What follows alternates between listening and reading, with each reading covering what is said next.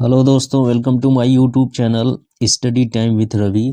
आज इस वीडियो में बात करेंगे कि प्रकाश तरंगिका है या तरंग प्रकाशिकी है, उसमें से आने वाले बहुविकल्पीय प्रश्नों की श्रृंखला ले गया है जो कि यूपी बोर्ड 2024 के लिए बहुत ही इम्पोर्टेंट है। तो इस क्वेश्चन को देखना ना भूल। पहला इसमें प्रश्न है कि एक समांगी पारदर्शी माध्यम में रखा कांच का प्रिज्म प्रकाश किरण को विचलित करेगा। पहला ऑप्शन है सदैव आधार की ओर, सदैव आधार से परे। तीसरा आधार की ओर जब माध्यम का अपवर्तनांक कांच से कम है, आधार की ओर जब माध्यम का अपवर्तनांक कांच से अधिक है। तो प्रिज्म द्वारा जो प्रकाश का अपवर्तन होता है वो किस तरह से किरण विचलित होती है, तो इसमें सही ऑप्शन इसका सी जाएगा कि आधार की ओर जब माध्यम का अपवर्तनांक कांच से क्या होता है, कम होता है, तब हमेशा किधर झुकती है, आधार की ओर विचलित हो जाती है। सी ऑप्शन इसका सही होगा। नेक्स्ट आते हैं दूसरा, 60 अंश प्रिज्म के अपवर्तक पृष्ठ पर जब प्रकाश की किरण 50 अंश पर आपतित होती है तब किरण अल्पतम विचलित होती है, विचलन कोण है। तो जो 60 अंश है वह किसका मान दिया है, प्रिज्म कोण का मान दिया है। ए बराबर कितना 60 डिग्री दिया है। और जब किरण 50 अंश पर आपतित होती है तो आपतित होने का मतलब है कि आपतन कोण आई का वैल्यू कितना दिया है, 50 डिग्री दिया है। तब किरण अल्पतम विचलित होती है तो विचलन कोण ज्ञात करना है इसमें। तो विचलन कोण कैसे ज्ञात करेंगे कि इसमें आपतन कोण यानी डेल्टा एम का मान निकालना है, विचलन कोण का मान। तो इसमें बताया गया कि जो फार्मूला इसमें बताया गया है कि आई इक्वल टू क्या होता है, ए प्लस डेल्टा एम बटे के 2 होता है। अब इसी में वैल्यू पुट करके निकाल सकते हैं। आई का वैल्यू कितना 50 हो जाएगा, ए का वैल्यू कितना हो जाएगा 60 प्लस डेल्टा एम बटे कितना हो जाएगा 2, क्रॉस मल्टीप्लाई कर देंगे तो कितना आ जाएगा 60 plus delta M equal to कितना आ जाएगा, 2 का 50 में गुणा हो जाएगा, कितना आ जाएगा 100 आ जाएगा। अब डेल्टा एम निकालेंगे तो कितना आ जाएगा 40 आ जाएगा। 100 में से 60 निकल जाएगा, कितना आ जाएगा 40 डिग्री। तो कौन सा ऑप्शन सही होगा, ए ऑप्शन सही होगा, दूसरा का ए। इस तरह से इसको सॉल्व करेंगे। नेक्स्ट आते हैं क्वेश्चन तीसरा, प्रकाश की एक किरण एक समबाहु प्रिज्म अपवर्तनांक दिया 1.5 में से इस प्रकार गुजरती है कि उसका आपतन कोण निर्गत कोण के बराबर हो तथा निर्गत कोण प्रिज्म के 3/4 के बराबर हो तो उसका विचलन कोण है। तो इसको कैसे सॉल्व करेंगे, इसमें समबाहु प्रिज्म है तो इसका मतलब प्रिज्म का कोण ए कितना हो जाएगा 60 अंश हो जाएगा। समबाहु त्रिभुज जो होता है 60 अंश का, तो समबाहु प्रिज्म है तो ए हो जाएगा इतना। अपवर्तनांक एन इक्वल टू कितना दिया है 1.5 दिया है प्रिज्म का अपवर्तनांक, और इसमें उसका आपतन कोण निर्गत कोण के बराबर हो। तो आपतन कोण जो होता है वो क्या है, आई है, और निर्गत कोण जो होता है चित्र में दिखाया जाता है आई डैश। तो आपतन कोण निर्गत कोण के जब बराबर होगा तो वो कोण प्रिज्म क्या होता है, अल्पतम विचलन कोण की स्थिति में होता है। तब निर्गत कोण हो तथा निर्गत कोण प्रिज्म के 3/4 के बराबर हो। तो निर्गत कोण का मतलब क्या हो गया, आई का वैल्यू कितना हो जाएगा, प्रिज्म के कोण का 3/4 हो तो प्रिज्म का कोण कितना है 60 है, तो इसका 3/4 कर देंगे, कितना आ जाएगा 15 या 45 आ जाएगा, 45 डिग्री आ जाएगा। तब हमको विचलन कोण निकालना है, अल्पतम विचलन कोण यानी डेल्टा एम का मान निकालना है। तो निकाल सकते हैं, इसमें फार्मूला हम लोग जानते हैं, एन इक्वल टू होता है, फार्मूला इसमें जानते हैं एन इक्वल टू होता है क्या, साइन ए प्लस डेल्टा एम बटे के 2, और नीचे क्या होता है साइन ए बटे के 2 होता है। अब इसमें वैल्यू रख देंगे, एन का वैल्यू कितना रख देंगे 1.5 इक्वल टू हो जाएगा साइन ए का वैल्यू कितना आएगा 60 प्लस डेल्टा एम निकालना है, अब बटे क्या हो जाएगा 2, और नीचे कितना आ जाएगा साइन ए बटे 2। तो ए का वैल्यू कितना 60 है तो कितना आ जाएगा साइन 30 आ जाएगा। अब इसी को सॉल्व करेंगे तो डेल्टा एम का वैल्यू निकाल सकते हैं इसमें। तो डेल्टा एम का वैल्यू आएगा 60 डिग्री आएगा, यानी तीसरे का कौन ऑप्शन सही होगा? डी ऑप्शन सही हो। इसके बाद नेक्स्ट क्वेश्चन आते हैं चौथा। लघु कोण ए वाले प्रिज्म के एक पृष्ठ पर प्रकाश किरण कोण आई पर आपतित होती है तथा दूसरे पृष्ठ के लंबवत गुजरती है। यदि प्रिज्म के कांच का अपवर्तनांक n हो तो आपतन कोण आई का मान होगा। कितना होगा इसमें से पूछना है, सिलेक्ट करना है। तो इसमें क्या होगा कि प्रिज्म के पहले पृष्ठ पर अपवर्तन कोण जो होगा वो क्या होगा? आपतन कोण के बराबर होगा, यानी प्रिज्म के कोण के बराबर होगा। यानी जो आई का मान निकालना है तो आर का वैल्यू क्या होगा? जो अपवर्तन कोण होगा उसका प्रिज्म के कोण की क्या होगा? बराबर होगा। आर का वैल्यू ए के बराबर होगा। तो यहाँ से आई का मान निकालना है तो हम लोग फार्मूला लगा सकते हैं यहाँ से कि ए इक्वल टू क्या होता है, ये फार्मूला लगाएंगे। आई इक्वल टू क्या होता है? ए प्लस डेल्टा एम बटे के 2 होता है। तो 2i equal to A plus delta M लिख सकते हैं। तो यहाँ से मान निकाल सकते हैं इसका, आई का वैल्यू निकालना है तो ए की जगह क्या लिख देंगे?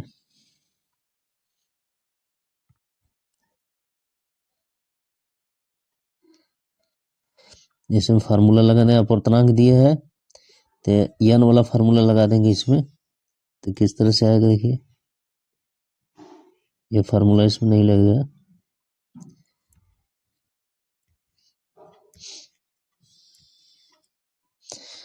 आर का वैल्यू दिया है,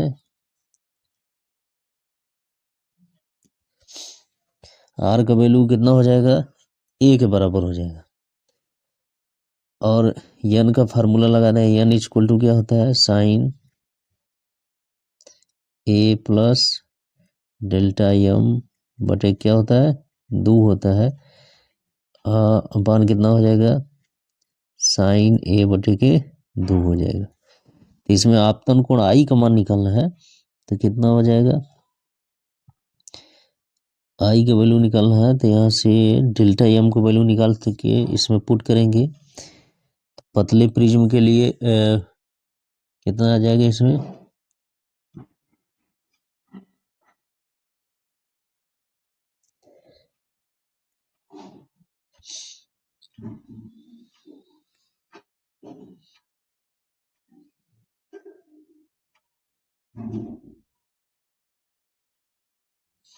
इसमें सी ऑप्शन सही होगा। चौथा कौन हो जाएगा? सी हो जाएगा। पांचवा थे, एक प्रिज्म के लिए अल्पतम विचलन का कोण 30 अंश है तथा प्रिज्म का कोण कितना है? 60 अंश है। तो प्रिज्म के पदार्थ का अपवर्तनांक ज्ञात कीजिए। तो फार्मूला इसमें लगाना है, एन इक्वल टू अपवर्तनांक होता है साइन ए, यानी कितना है? 60 डिग्री है, प्लस डेल्टा एम 30 डिग्री है। अब बटे कितना हो जाएगा? 2। अब पूरे के बटे कितना हो जाएगा? साइन ए बटे 2। तो ए का वैल्यू कितना है? 60 है। तो 60 बटे कितना हो जाएगा? 2 हो जाएगा। इसको सॉल्व करेंगे, 60 3 90 यानी 45 हो जाएगा। साइन कितना हो जाएगा? 45 अब बटे के साइन 30 हो जाएगा। तो इसको सॉल्व कर लेंगे। साइन 45 का मान होता है 1/√2, साइन 30 का मान होता है 1/2 होता है। तो सॉल्व करेंगे तो पांचवा का इसका सही ऑप्शन बी आएगा, √2 आएगा। नेक्स्ट क्वेश्चन देखते हैं। यदि प्रिज्म का कोण तथा न्यूनतम विचलन कोण प्रत्येक ए हो तो प्रिज्म के पदार्थ का अपवर्तनांक होगा। इसमें क्या होगा? इसको सॉल्व कर सकते हैं। एन का फार्मूला बताया गया, अपवर्तनांक एन बराबर क्या होता है? साइन ए प्लस डेल्टा एम बटे के 2 होता है। और इसके नीचे पूरा क्या होता है? साइन ए बटे के 2 होता है। तो इसमें क्या है कि न्यूनतम विचलन कोण और प्रिज्म का कोण दोनों क्या है? ए के बराबर है। तो यहाँ पे वैल्यू लिख देंगे, साइन ए रहबे करेगा, डेल्टा एम की जगह भी क्या है? ए है, बटे कितना हो जाएगा? 2। और नीचे क्या है? साइन ए बटे के 2। तो इसको सॉल्व करेंगे तो ए और ये कितना होगा? 2a। तो 2 से 1 कट जाएगा, ए आ जाएगा। ऊपर कितना आ जाएगा? साइन ए आ जाएगा। और नीचे कितना हो जाएगा? साइन ए बटे के 2 हो जाएगा। इसको सॉल्व करेंगे तो कितना आ जाएगा? साइन ए को लिख सकते हैं 2 साइन ए बटे 2 इंटू कास ए बटे के 2, और नीचे क्या हो जाएगा साइन ए बटे 2, तो साइन ए बटे 2 से कट जाएगा, 2 कास ए बाई 2 बचेगा, तो इसमें सही ऑप्शन इसका कौन जाएगा, बी जाएगा, यानी छठवां का बी रहेगा आंसर सही। सातवां आते हैं, किसी द्रव से भरे हुए खोखले प्रिज्म से अल्पतम विचलन कोण 30 अंश है, प्रकाश की किरण 30 अंश कोण पर अपवर्तित होती है, तब द्रव का अपवर्तनांक है। तो द्रव का अपवर्तनांक कितना होगा, तो इसमें सॉल्व कर सकते हैं। इसमें किसी द्रव से भरे हुए खोखले प्रिज्म से अल्पतम विचलन कोण 30 अंश है, यानी डेल्टा एम का वैल्यू कितना दिया है, 30 अंश दिया है। अब प्रकाश की किरण 30 अंश कोण पर अपवर्तित होती है, यानी आर का वैल्यू कितना दिया है, 30 अंश दिया है। तो द्रव का अपवर्तनांक निकालना है, तो एन का वैल्यू निकालेंगे, एन बराबर फार्मूला होता है साइन ए प्लस डेल्टा एम बटे कितना होता है, 2 होता है। अब पूरे के बटे कितना होता है, साइन ए बटे 2 होता है। तो इसी में वैल्यू रखना है, तो डेल्टा एम का मान दे दिया, ए का वैल्यू निकालना है, तो ए का वैल्यू अल्पतम विचलन कोण की स्थिति में क्या होता है, ए इक्वल टू होता है 2r होता है, 2 हो जाएगा, आर का वैल्यू कितना है 30 है, तो कितना आ जाएगा 60 डिग्री आ जाएगा ए का वैल्यू। तो इसमें रख लेंगे, सॉल्व कर सकते हैं। साइन कितना हो जाएगा, एक जगह 60 रखेंगे, डेल्टा एम जगह 30, तो 60 3 90, यानी कितना हो जाएगा बटे 2 कितना हो जाएगा 45। नीचे क्या होगा साइन ए का वैल्यू कितना 60 ए बटे 2, यानी कितना होगा साइन 30 हो जाएगा। तो इसको सॉल्व करेंगे तो 7 का सही आंसर जाएगा ए पर, यानी √2 आएगा। अब नेक्स्ट आते हैं 8वां, 60 अंश कोण वाले प्रिज्म में अल्पतम विचलन की स्थिति में एक किरण 30 अंश से विचलित होती है, प्रिज्म का आपतन कोण है। तो प्रिज्म का आपतन कोण इसमें निकालना है, तो आपतन कोण किसका कितना है, आई का वैल्यू निकालना है। 60 अंश वाले प्रिज्म है, तो ए का वैल्यू कितना दिया है, 60 डिग्री दिया है।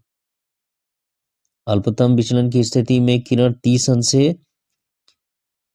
से विचलित होती है, तो 30 अंश से विचलित होती है का मतलब डेल्टा एम विचलन कोण कितना दिया है, 30 अंश दिया है। तो प्रिज्म का आपतन कोण निकालना है, आई का वैल्यू निकालना है इसमें। तो कैसे निकालेंगे, फार्मूला इसमें जानते हैं हम लोग कि आई इक्वल टू क्या होता है, ए प्लस डेल्टा एम बटे के 2 होता है। तो ए का वैल्यू रख लेंगे कितना 60 प्लस डेल्टा एम कितना रख देंगे 30 बटे 2, कितना हो जाएगा 90 बटे के 2, यानी कितना आ जाएगा 45 डिग्री आ जाएगा। सही आंसर कितना होगा बी, 8वां का बी हो जाएगा। नेक्स्ट आते हैं 9वां प्रश्न आते हैं, एक प्रिज्म का अपवर्तनांक √2 तथा अपवर्तक कोण 60 अंश है, एक किरण किस कोण पर आपतित हो जिससे कि अल्पतम विचलन हो। तो किस कोण पर आपतित हो, यानी अपवर्तनांक एन का वैल्यू दिया है कितना √2 दिया है, अपवर्तक कोण दिया है, यानी ए का वैल्यू कितना दिया है 60 अंश दिया है। तो किस कोण पर आपतित हो कि अल्पतम विचलन की स्थिति में हो, यानी आई का वैल्यू पूछ रहा है हम लोग को। तो इसको कैसे सॉल्व करेंगे,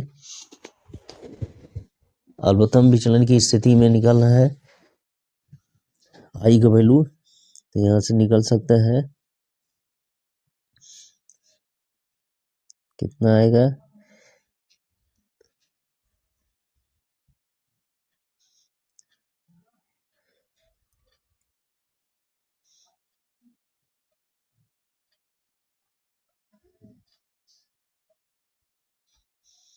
तो आई का इसमें फार्मूला लगा सकते हैं, आई इक्वल टू क्या होता है, आई इक्वल टू क्या होता है फार्मूला, ए प्लस डेल्टा एम बटे कितना होता है 2 होता है। तो ए का वैल्यू दिया है, डेल्टा एम को वैल्यू नहीं दिया है, तो डेल्टा एम का वैल्यू अभी यहाँ इसके अपवर्तनांक और ए से निकाल सकते हैं, एन से और एन की सहायता से निकाल सकते हैं। एन इक्वल टू फार्मूला होता है क्या, साइन ए प्लस डेल्टा एम बटे के 2, अब पूरा क्या होता है साइन ए बटे के 2। तो इसमें ए का वैल्यू रख देंगे, एन का वैल्यू, तो डेल्टा एम का वैल्यू आ जाएगा यहाँ से। तो डेल्टा एम का जब वैल्यू आ जाएगा तब इसमें फार्मूले में रख देंगे डेल्टा एम का वैल्यू, तो आई का वैल्यू आ जाएगा यहाँ से।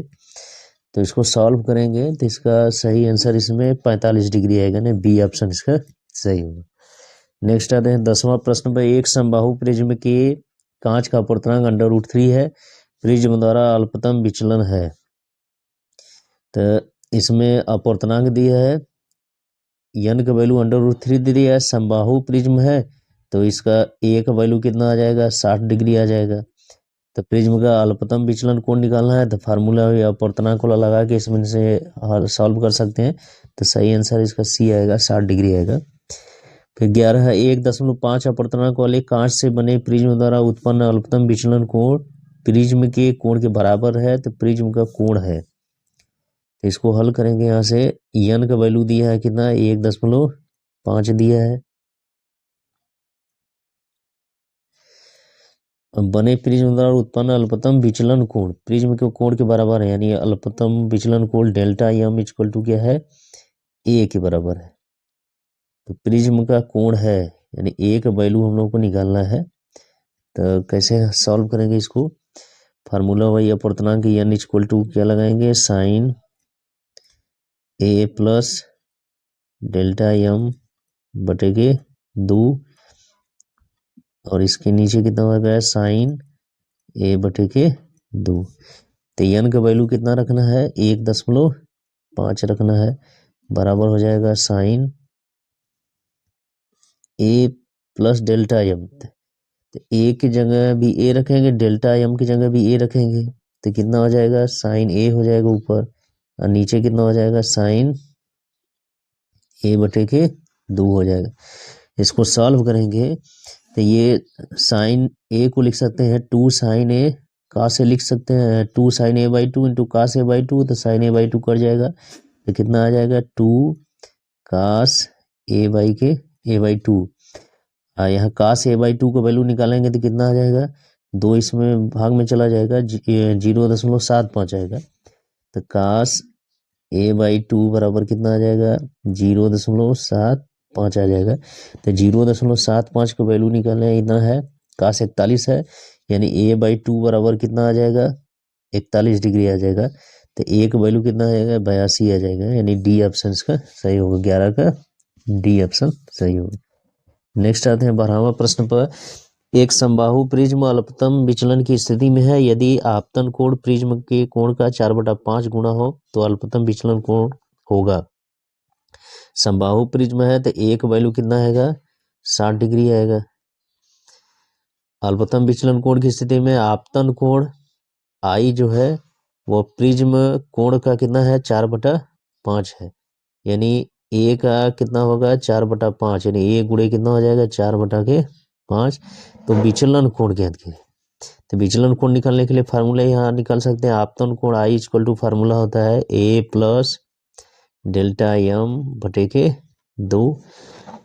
तो यहाँ से निकाल सकते हैं आई का वैल्यू कितना आ जाएगा, 4a अपान कितना हो जाएगा, 5 इक्वल टू कितना होगा, a प्लस डेल्टा m बटे कितना हो जाएगा, 2। क्रॉस मल्टीप्लाई करेंगे, ये कितना हो जाएगा, 8a हो जाएगा। इधर से कितना होगा, बराबर 5a प्लस 5 डेल्टा m हो जाएगा। तो यहाँ 5 डेल्टा m का मान निकालेंगे तो कितना आ जाएगा, ये 5a इधर भेज देंगे, कितना हो जाएगा, 3a हो जाएगा। और डेल्टा m इक्वल टू कितना हो जाएगा, 3a अपान कितना हो जाएगा, 5 हो जाएगा।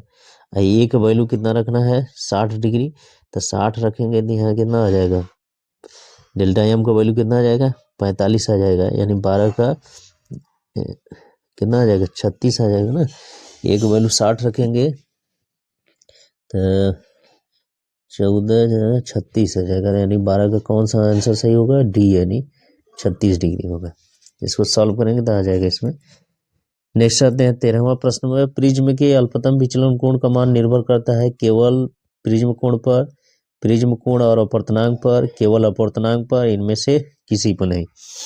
तो जो विचलन कोण होता है वो किस पर निर्भर करता है, बी ऑप्शन इसका है, 13 का बी सही होगा, प्रिज्म कोण और अपूर्णांक पर निर्भर करता है।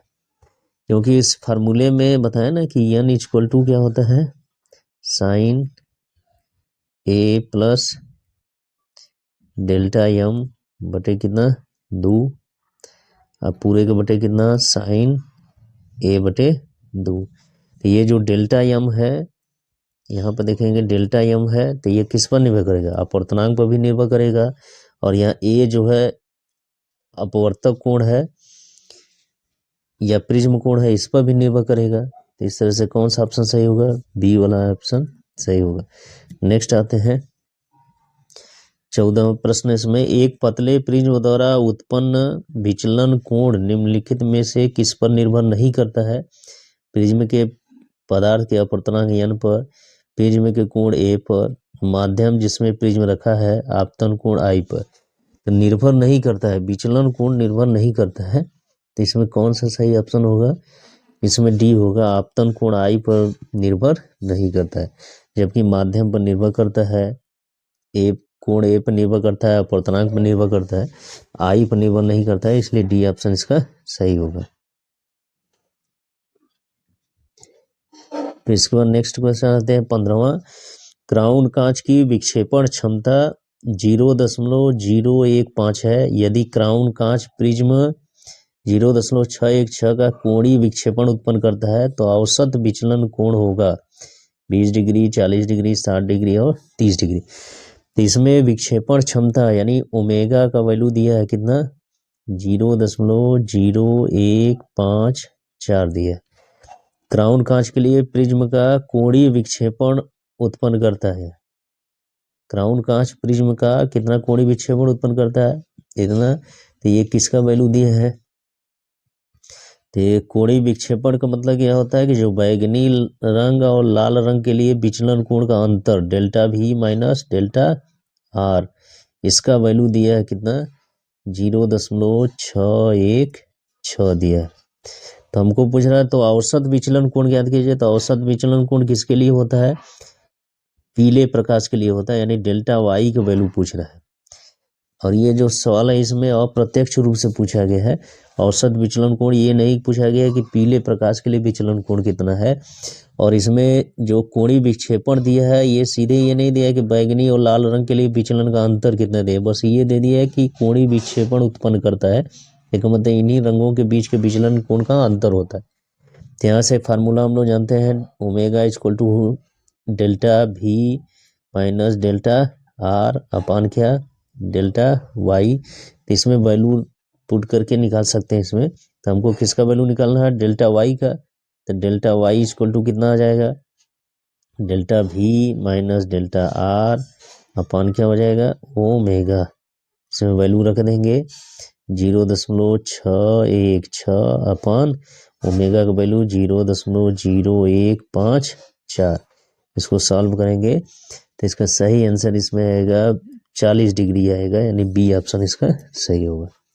नेक्स्ट आते हैं 16वां प्रश्न, उदय व अस्त होते समय सूर्य का ताम्रवर्ण दिखना संबंधित प्रकाश के प्रकीर्णन से है, परिक्षेपण से है, अपवर्तन से है, व्यतिकरण से है। तो ये घटना जो सूर्य उदय के समय और अस्त के समय लाल दिखाई देता है, ताम्रवर्ण दिखाई देता है, तो किस घटना के कारण होता है, तो इसमें प्रकीर्णन कारण होता है, यानी ए ऑप्शन इसका सही होगा। 17 लॉर्ड रेले के अनुसार प्रकीर्णित प्रकाश की तीव्रता उसके तरंगदैर्घ्य की होती है वर्ग के अनुक्रमानुपाती, चतुर्थ घात के व्युत्क्रमानुपाती, वर्ग के व्युत्क्रमानुपाती, इनमें से कोई नहीं। तो इसका सही है रेले के नियम के अनुसार चतुर्थ घात के व्युत्क्रमानुपाती होता है। तो इस तरह से बी ऑप्शन इसका 17 का सही होगा। नेक्स्ट आते हैं 18वां प्रश्न, किस भौतिक घटना के लिए सर सीवी रमन को नोबेल पुरस्कार प्रदान किया गया, वह है प्रकाश का ध्रुवण, व्यतिकरण, विवर्तन, प्रकीर्णन। तो किसके लिए उनको पुरस्कार दिया गया नोबेल पुरस्कार, तो प्रकीर्णन के लिए दिया गया, यानी डी ऑप्शन का सही होगा। 19 है आकाश के नीले रंग का कारण है प्रकाश का परावर्तन, प्रकाश का अपवर्तन, प्रकाश का प्रकीर्णन, प्रकाश का वर्ण विक्षेपण। तो जो नीला रंग होता है आकाश का वह किसके कारण होता है, प्रकाश के प्रकीर्णन कारण होता है। तो इस तरह सी ऑप्शन इसका सही होगा। तो इस तरह से हम लोग देखें 19 प्रश्नों बहुविकल्पी प्रश्नों की श्रृंखला जो कि क्लास 12th में फिजिक्स के लिए बहुत ही इम्पोर्टेंट है। और वो चैप्टर है तरंग प्रकाशिकी और प्रकाशिकी यंत्र में से पूछे जाने वाले बहुविकल्पी प्रश्न है। तो बहुत ही महत्वपूर्ण है। यदि ये वीडियो अच्छा लगे तो मेरे चैनल को सब्सक्राइब करें, वीडियो को लाइक शेयर करना ना भूलें। Thank you.